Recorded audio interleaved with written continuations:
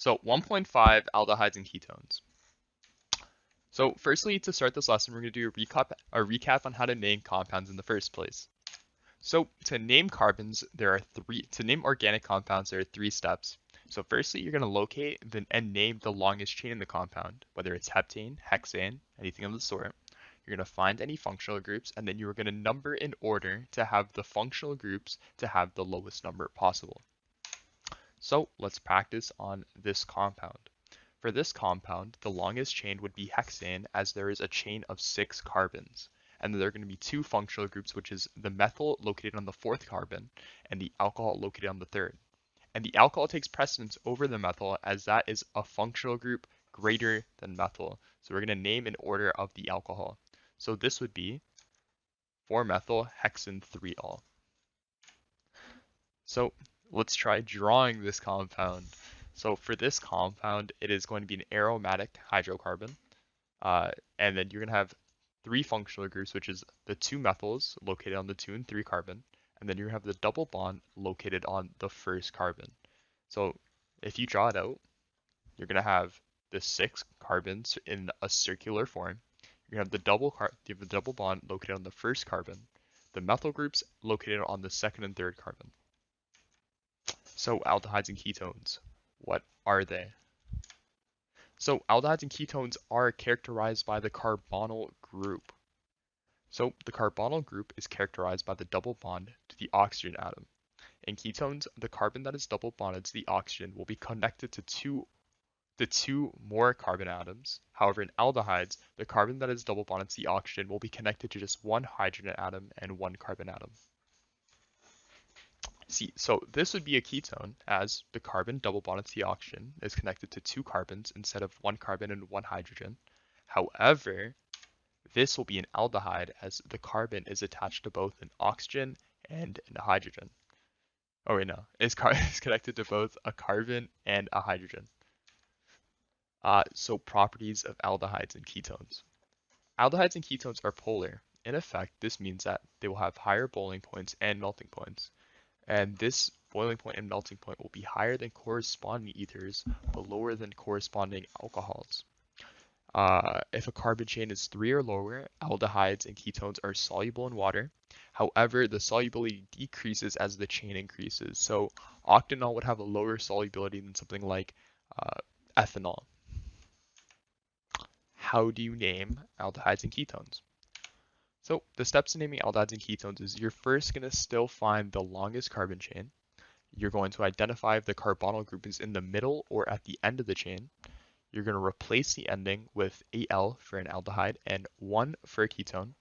And then you are going to keep all the original and remaining steps from the recap we did at the beginning. So we are going to have 3 compounds that we're going to name here. So firstly, starting with the one on the left, you are first going to find the longest chain inside the compound, which would be 1, 2, 3, 4, 5, 6, 7. That would be heptane. And then you're going to have the 2 methyl groups located on the 2nd carbon and the double bond to the oxygen located on the 1st. So this would be 2,2-dimethylheptanol.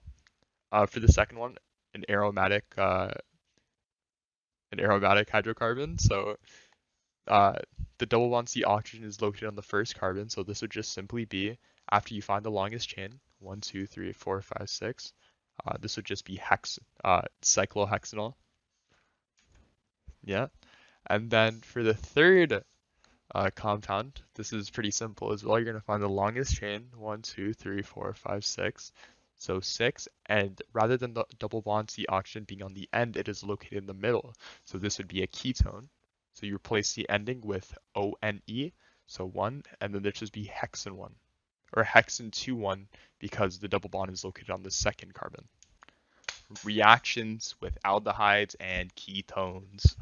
So firstly, the controlled oxidization reaction. Now, the controlled oxidization reaction isn't the same even with aldehydes and ketones. It depends on how many carbons are attached to the carbon attached to the alcohol. And what I mean by that is the middle carbon on the left side here, it's attached to an alcohol. And now that carbon is attached to 1 carbon here. And depending on how many carbons that carbon is attached to, the reaction will change. Now, for this instance, the carbon is attached to 1 carbon, and after that reacts with oxygen, it will make an aldehyde and water. And the next one, the middle carbon is attached to 2 carbons instead of 1. And my bad. And after it reacts with oxygen, it will make a ketone instead of an aldehyde. As well, it will also make water. And now if that alcohol has no hydrogens attached to it, even if it reacts with oxygen, nothing will happen. It will not make anything. It cannot be oxidized. Hydrogenation. Uh, Hydrogenation occurs when you have an aldehyde ketone reacting with hydrogen, H2. So after an ethanol, so in this case ethanol, after an aldehyde reacts with H2 under catalyst heat and pressure, it will reform the alcohol that was made to use the aldehyde. So this happens by having the hydrogens displace the double bond on the O as well. It will form, as well the hydrogen will also attach to the carbon in the middle of the aldehyde. So in the first one, you have ethanol. You have the double bond on the farthermost carbon. So you will have in the reaction one hydrogen attached to the double bond on the O, which will make an alcohol, so an OH. And then you have another hydrogen attached to the carbon, which will displace, or will just be added because it needs one more bond to have a fully formed valence structure. On the bottom, the same thing happens, but instead of an aldehyde, it is a ketone. And the only difference in that will be instead of making ethanol without any numbers, it will just be, there'll be some type of number there because the alcohol will not be formed on the end, it will be formed in the middle. So for now, the job I picked to relate to organic chemistry, I chose the mechanical engineer. So why did I choose this job? So in this presentation, you're going to learn about the average pay, daily life, why it connects to the chemistry course, all of that good jazz. So firstly, what is mechanical engineering?